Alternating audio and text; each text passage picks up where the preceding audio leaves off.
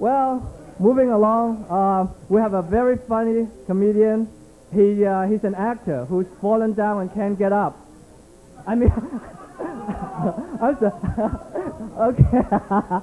okay. He's an actor who just fallen into stand-up comedy. So let's put our hands together for Paul Wilton. Woo!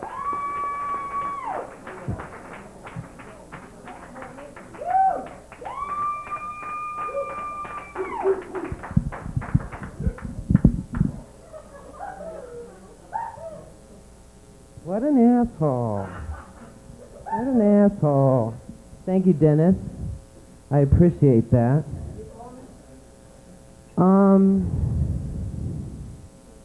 Life.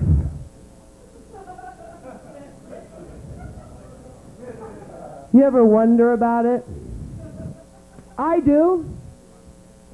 And I was reading this metaphysical book by Shirley MacLaine, metaphysical expert. And she said, we pick our parents. What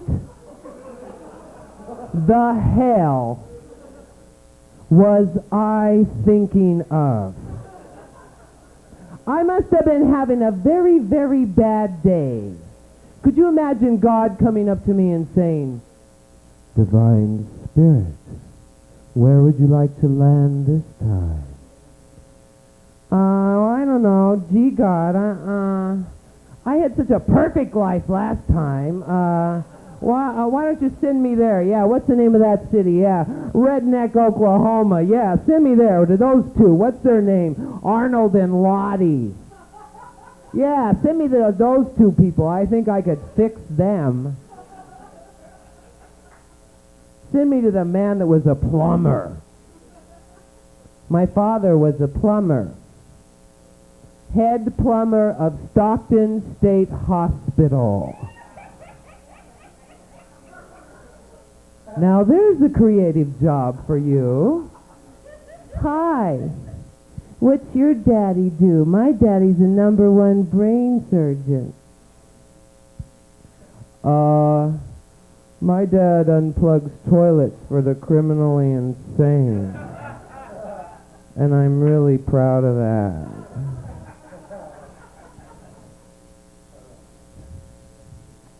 I realized something today. Lucky me. I realized that I wasn't what my father wanted. I know he was disappointed in me. He wanted a son. He wanted this kind of like, macho type guy, That was my sister. And my sister was so mean. She was very mean to me, but I got her back, She would come down, she would be so mean to me, I would get her back by kidnapping her G.I. Joe. And she would come down the stairs, she'd be like, "Where's my G.I. Joe? Where's my G.I. Joe? Give it to me!" And I'd be like, "I don't know where your G.I. Joe is." My mother's a little nervous. She likes to check lock, check lock, check lock, check lock, check lock, check lock, check the lock, check the lock. And then we'd be driving down the street and she'd go, "Did I lock that door?" My father migrated from Oklahoma with relatives. Relatives from hell. And they were huge. They were huge. They weighed 1,000 pounds apiece. And when they would come and visit, there would be 5 of them, and they would come visit in a Volkswagen. And you could hear the car coming down the street, and the car would be going, ee, and we'd be like, "Oh God, they're here. They're back." And they had names. God, they had names like Fridas, And Fridas had really thick glasses, and Fridas come in the house, and he'd look at you, and he'd be like, I smell chicken. And my aunt was there, too. She kind of looked like Ma Kettle in a tight, tight skirt. And she'd come up to me, and she'd be so happy. She said, you know what, boy? You're going to look just like Fridas when you grow up. And I'd look at her in her tight skirt, and I'd look at Fridas, and Fridas would be like, I smell chicken. Is your mother cooking chicken? And I'd be like, Calgon, take me away. I was raised on a farm. Does it show?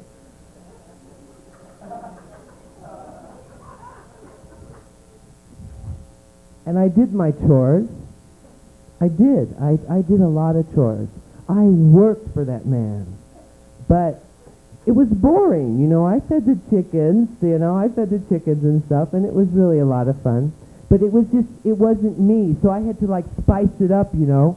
So I would make little hats for the chickens. And I would take the horse's mane and I would make it just a little bit fuller, right? And I would teach the chickens how to walk, and we'd be walking back and forth. It was like, oh, a whole musical in the barnyard, you know? It's like, here we go. Blame it on the bossa nova. Hey, yeah. So and all of a sudden, I could feel these eyes upon me. And I would turn around, I'd be my father, and I'd be like, ooh. And he'd be like, what the hell is wrong with you, boy?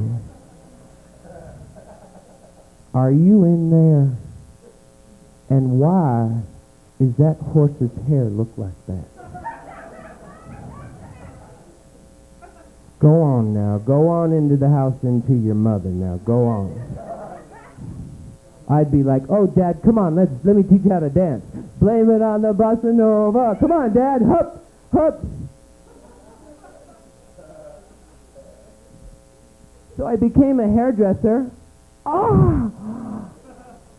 Big surprise.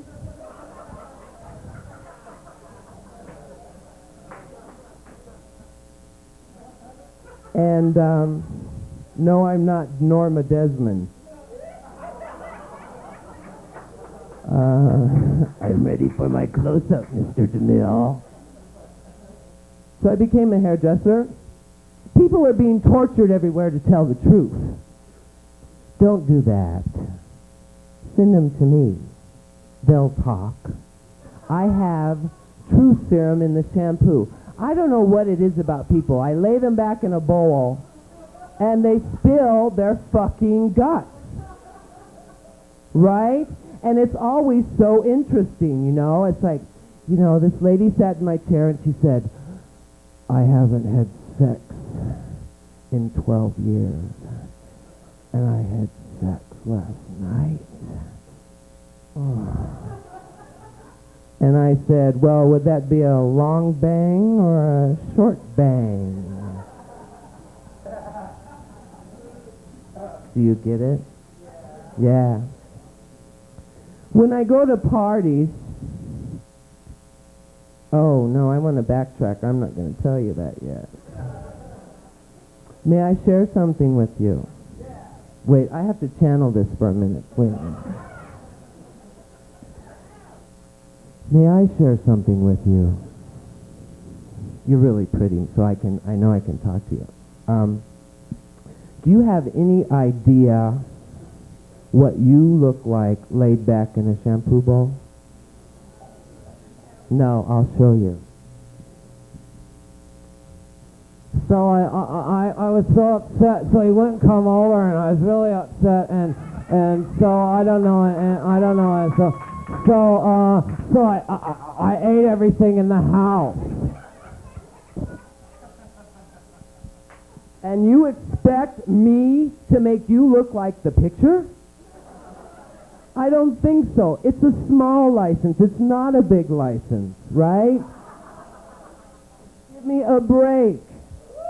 When I go to parties, I never, ever, ever, ever, ever tell them I'm a hairdresser. Because it's like, they always go, well, what do you think? What do you think? Should I have bangs? Should I wear my hair shorter? What about a perm? Well, if I cut my hair to here, would I look heavy? Could I enjoy the crab puffs, please?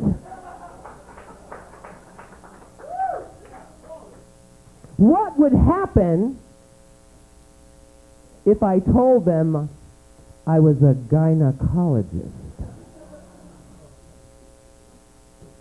So what do you think? I don't know. Step on over. Thank you very much, you guys. You've been great. Pray for peace and have a nice time. What a funny guy.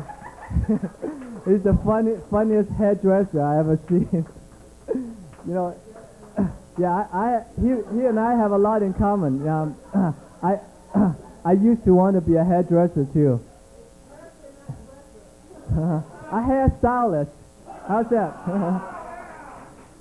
Okay, I used to want to be a hairstylist. And then I couldn't decide because I also want to be a proctologist. I couldn't make up my mind, so I flipped a coin to see head or tails. Well, see, Paul and I have a lot in common. You know, we both have a tough childhood.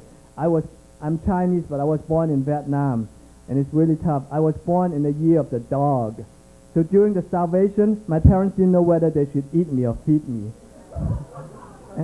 And my astrology said that since I was born in the year of the dog, I'm loyal, I'm obedient, and I'm drawn to fire hydrants. Yeah. If any of you need a pet, I'm available. I can fetch your paper, I can roll over, and I can hum your leg. But I don't do doggy style, it's hard on my tail.